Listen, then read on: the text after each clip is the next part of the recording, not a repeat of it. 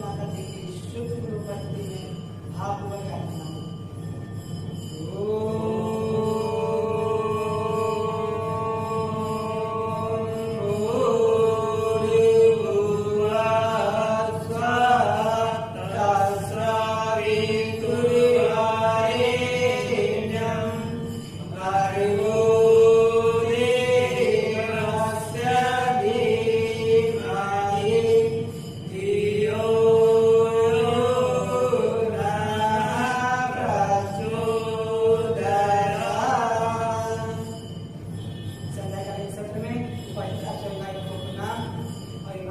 बता रहे थे कि हम लोग का देश जो था पहले जगत गुरु के अधीन रहा था और जगत गुरु हमारा देश कहलाता था।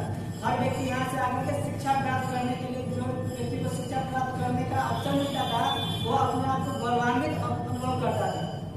वैसे हमारे देश का पहले एक व्यवस्था बनाया गया, वैसे व्यवस्था बनाया गया हुआ था, वो सारा चीज हमारे यहाँ पे अवेलेबल था।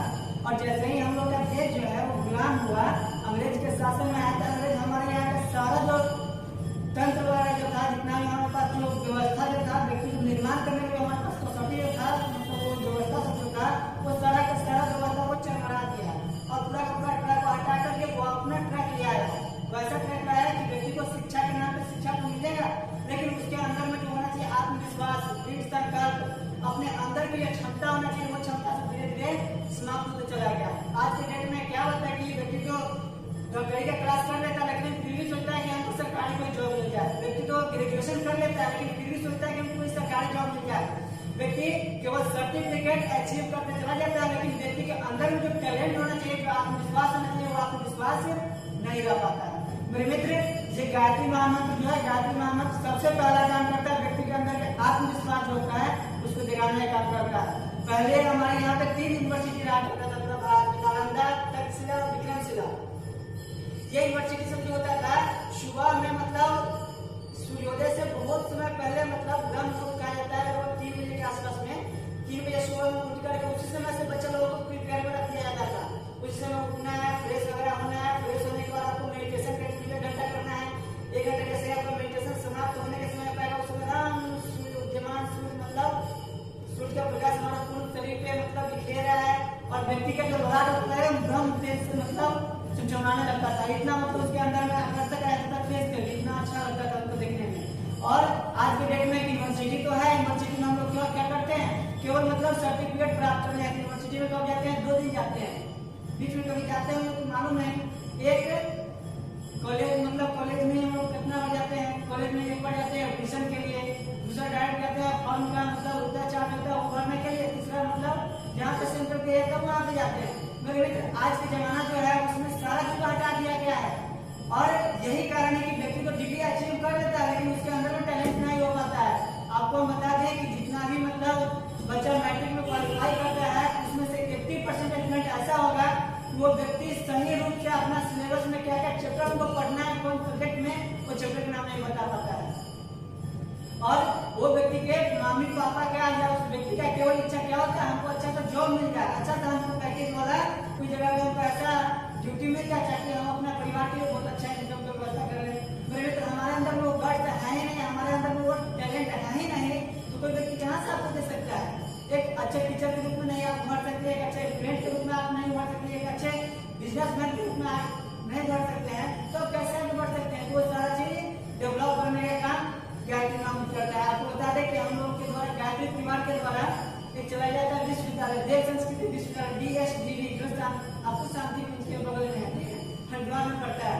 तो वहाँ का डेली रूटीन है पर डे का, बच्चे लोगों का जागरण जो होता है सुबह में 3:30 में जागरण जाता है। सुबह मॉर्निंग का 3:30 में 3:30 में हर बच्चे लोग उठ जाते हैं। 3:30 से लेकर के 4 बजे का समय होता है, उसमें बच्चे लोग को बाथरूम वगैरह फ्रेश वगैरह स्नान करके पूरा फील्ड जो होता है बहुत मतलब लंबा चौड़ा बहुत सारा फील्ड होता है।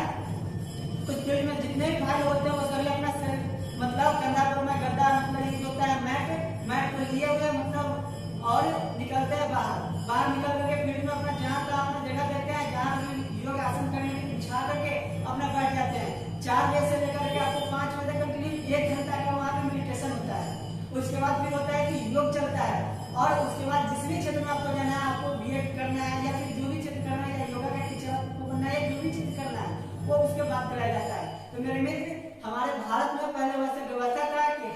सुबह में उसी चीज से स्टार्ट करता था। आपको बता दें कि वर्तमान में सबसे फिट बॉलीवुड में हीरो कौन है? सबसे फिट अक्षय कुमार बोला जाता है। और अक्षय कुमार अपने मतलब एक फेसबुक पे अपलोड किए थे कि अक्षय कुमार मतलब पर डे अपने बारे में बताते हैं कि हमारा ड्यूटी कितना भी बजे रात को समाप्त हो, लेकिन हम per day early in the morning उठते हैं और सूर्योदय जिस समय होता है उस समय हम उदीयमान सूर्य को हम देखते हैं और उसके साथ साथ हम गायत्री महामंत्र बोलते हैं। उनका ये कथन है कि उदीयमान सूर्य का देखते हैं और उनके साथ साथ हम गायत्री महामंत्र बोलते हैं। और उनका ड्यूटी कभी कभी वो बताते हैं कि कभी कभी ऐसा होता है कि हमको 1 घंटा ही सोने को मिलता है, कभी कभी 2 ही घंटा मात्र सो पाते हैं रात्रि को। मतलब ड्यूटी करते करते मतलब एक्टिंग वगैरह करते करते बहुत ढीला हो जाता है, इसी कारण तो उस समय में भी मतलब बताते हैं कि हम कहीं उदीयमान सूर्य का दर्शन करना हम नहीं भूलते हैं, प्रत्येक दिन हम करते हैं। और आज का स्टूडेंट का क्या हाल है, रात में 10 बजे तक पढ़ेगा, उसके बाद नहीं कुछ है तो अपना अभी तीसरा ट्रैक चल चुका हुआ है। क्या ट्रैक चल चुका हुआ है कि जियो का हम सिम लिए हुए हैं या एयरटेल का हम सिम लिए हुए हैं, 399 के या 219 का रिचार्ज किए हुए हैं, जी हम सस्ता का सामान थोड़े ना कि हम ऐसे ही छोड़ देंगे। अब लड़का उसमें लगा हो रहता है कि हमारा एमबी कब खत्म हो, एमबी कब खत्म हो, 2 बजा लिया, 3 बजा लिया, 2:30 बजा लिया, यार एमबी खत्म करके क्या करेगा।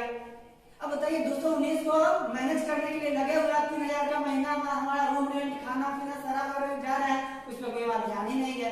तो उस सब चीज से अपने आप को बचना पड़ेगा। क्या हमारे लिए क्या ज्यादा लॉस हो रहा है। अब बताइए हमको सिनेमा देख करके हम अपना टाइम वेस्ट कर रहे हैं, रात्रि को सिनेमा देखे सुबह में उठेंगे नहीं, सुबह में नहीं उठेंगे तो हमारा नींद पूर्ण तो फ्रेश नहीं होगा, दोपहर में फिर खाना खाएंगे फिर सोने जाएंगे। अधिकांश बालों का यह हाल होता है, दोपहर में फिर सोते हैं, फिर शाम हो गया चलो थोड़ा मार्केट से आते हैं सब्जी बना लेते हैं तो भूख लग गया, अब फिर खाना बना थोड़ा पढ़ा या नहीं पढ़ा, फिर से वही एमबीओ का समाप्त करने आते हैं। नहीं समाप्त करेंगे तो फिर हमारा जो रिचार्ज मतलब कराया होगा ऐसे ही चला जाएगा।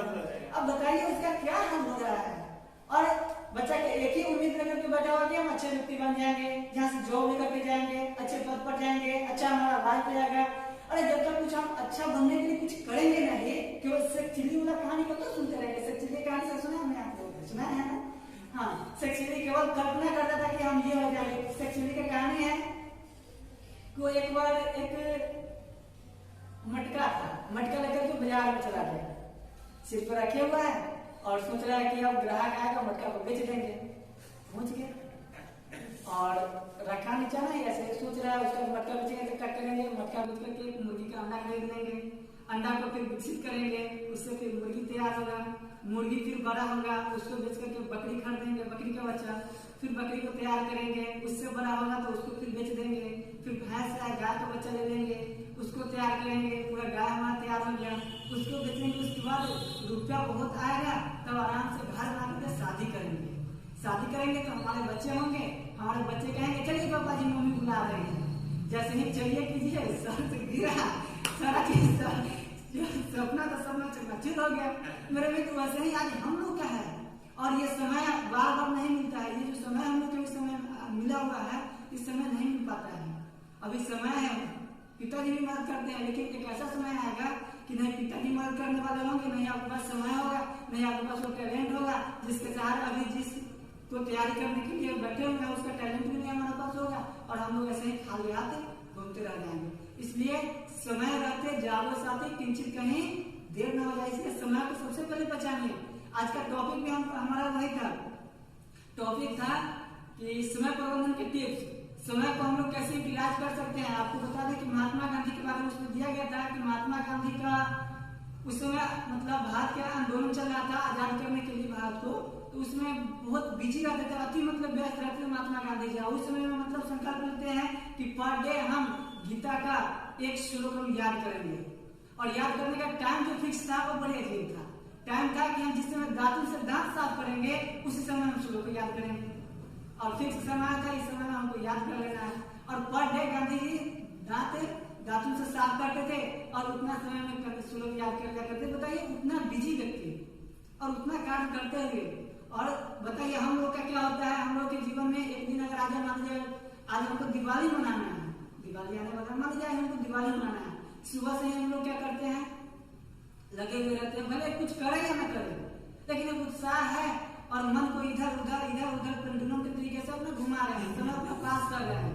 और उनको देखिए दीपावली से बड़ा पर्व रहा होगा या नहीं रहा होगा, अंग्रेज का कितना बात सुनना पड़ता होगा, उतने व्यक्ति को लेकर के चलना, हर एक प्रकार के मैसेज आएगा उनके पास, और उस व्यस्त से व्यस्तम समय में भी अपने लिए मतलब अपना निर्माण करने के लिए, अपने आप को अच्छा बनाने के लिए, अपने आप को डेवलप करने के लिए पर डे गीता का एक श्लोक याद करते हैं। और हम लोग का क्या है, हम लोग का है ये हाल कि अगर कोई भी पैकिंग बहाना मिल जाए, दुर्गा पूजा का मिल जाए, छठ पूजा का मिल जाए, दीपावली का मिल जाए, रक्षाबंधन का मिल जाए, कोई भी एक पैकिंग बहाना मिल जाए, उसमें हमारा दिन काट देना पर डे।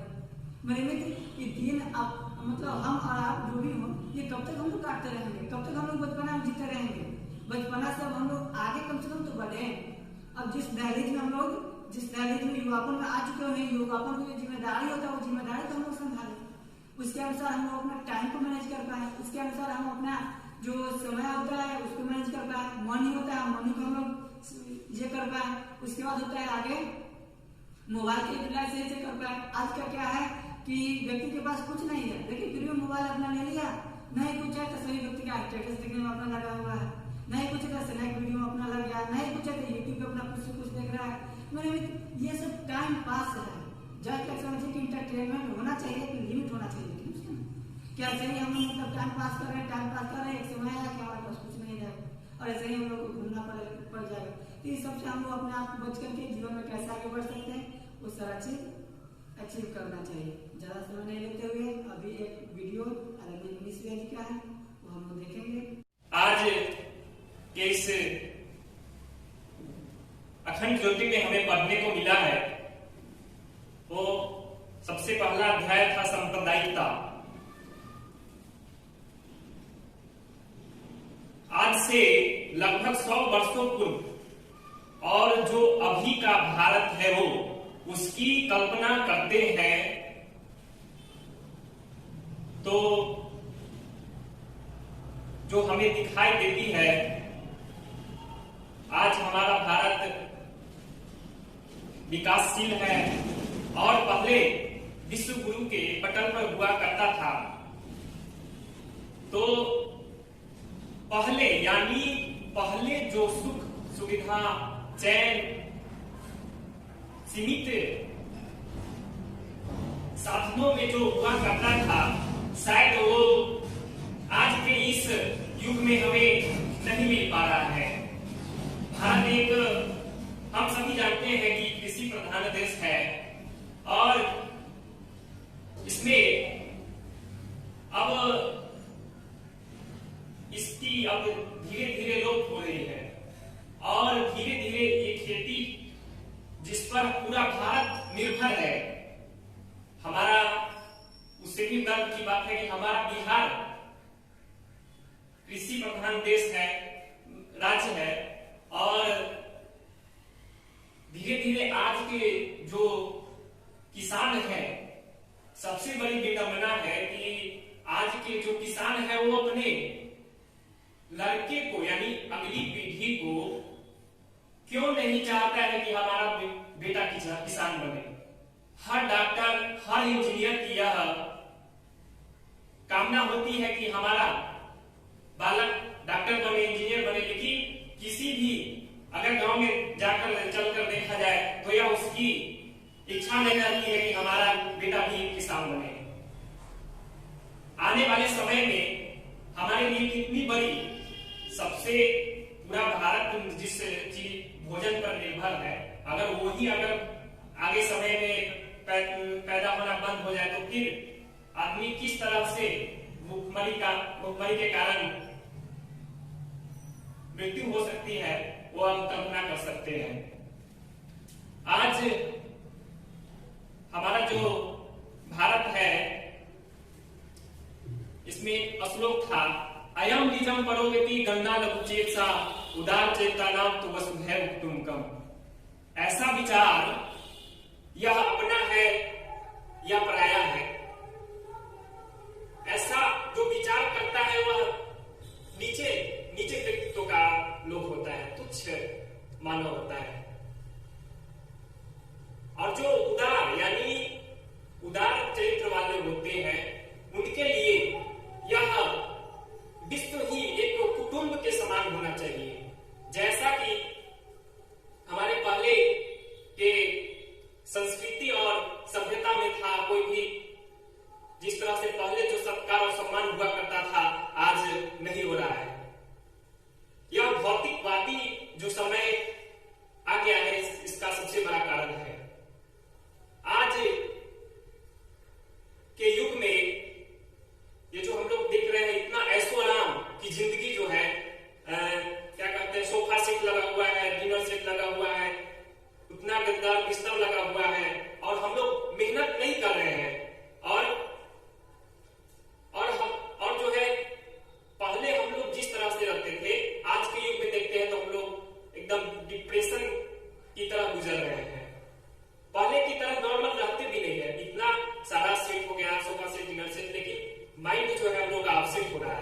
इसका क्या कारण है, इस पर विचार हमें करनी होगी।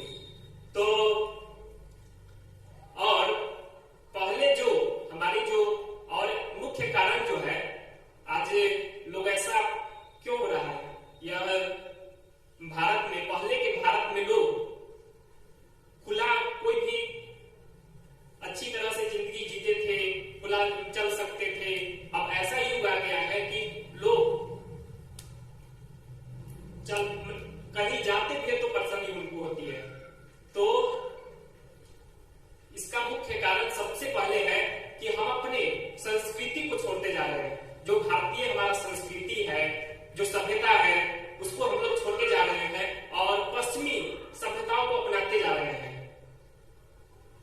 हमारा जो भारत है महान था, ऐसा बात थोड़ी नहीं है कि विश्व जो इसका कोई ना कोई बहुत बड़ा कारण ना होगा तब ना हमारा विश्व में हमारा भारत प्रथम स्थान पर हुआ करता था और सोने का चिड़िया भी कहा जाता था। तो इसका कोई ना कोई ध्येय रहा होगा। तो हमारी संस्कृति, पहले जो संस्कृति हमारा था वह बहुत ही अटल था। अब के युग में जो देख रहे हैं जींस पैंट शर्ट और ये सब मुख्य कारण है। यानी हमारा सभ्यता ये सब थोड़ी ना है, जींस पैंट उतना कटा फटा हुआ ये सब पहनकर चले जाते हैं, ये सब हमारा संस्कृति बिल्कुल नहीं है। यह सब भारत सब दूसरे संस्कृति से हमारे परिवेश में धीरे धीरे इस तरह से अपना स्थान बना रहा है। यही कारण है कि हमारा भारत धीरे धीरे विश्व गुरु के पटल से पीछे पैदान को पीछे छोड़ते जा रहा है। वैसे हमारा भारत विकासशील देश में है, धीरे विकास हो रही है, लेकिन आज के इस राजनीतिक समाज में जिस प्रकार से अपने राजनेता लोग अपने सत्ता को चलाने के लिए जिस तरह से रणनीति का तैयार कर रहे हैं, सबसे बड़ा मुख्य कारण वो भी है हमारे समाज में। और किसी भी देश का विकास तभी हो सकता है जब उसकी जो राजा है वो बुद्धिमान हो। और हमारे देश में ये जो जातिवाद, आतंकवाद, ये सब जो सबका जो मुद्दा बना रहे हैं, इससे हमारा भारत धीरे धीरे बहुत ही पीछे हो रहा है। और इस सब पर विषय पर चर्चा करनी चाहिए उन लोगों को, इस सब पर ध्यान देनी चाहिए कि क्यों इस सब पर हमारा भारत या बिहार पीछे हो रहा है। सिर्फ अपने परिवारवाद को लेकर आज जो राजनीतिक दल के जो भी लोग होते हैं वो ज्यादा परिवारवाद पर ध्यान देते हैं। इसके कारण भी हम हुए प्रधानमंत्री, हम हुए मुख्यमंत्री, तो हमारा बेटा भी होना चाहिए मुख्यमंत्री। तो इसका मुख्य कारण ये भी है कि परिवारवाद नहीं हो। अगर हर नेता एक अभी जो हमारे प्रधानमंत्री जैसे हैं, उत्तर प्रदेश के मुख्यमंत्री, वो अपने परिवारवाद से सिमट कर अपने देश का जो विकास कर रहे हैं उसको आज उसी तरह से सभी नेता अपने अपने विषय को रखेंगे तो ज्यादा अच्छा होगा। आज के लिए इतना ही। आज मैंने अखंड ज्योति पढ़ा तो उसमें लिखा गया था कि किस तरह व्यक्तित्व बनता है, किस तरह सोए मनुष्य को तो जगाता है और जगे मनुष्य को दोहराता है और दौड़ते मनुष्य को जो एक शिखर पर लेकर जाता है और एक आत्मनिर्माण और सच्चे मनुष्य की जो निर्माण करता है, उस व्यक्तित्व जो इस मनुष्य के भीतर ये आत्मनिर्माण और जलती हुई ललक को देखते हुए जो उसमें दिखता है, यही एक गुण है जो किसी व्यक्तित्व को बना सकता है। और ऐसा करने वाला एक क्रांति किसी भी उद्देश्य से हो सकता है।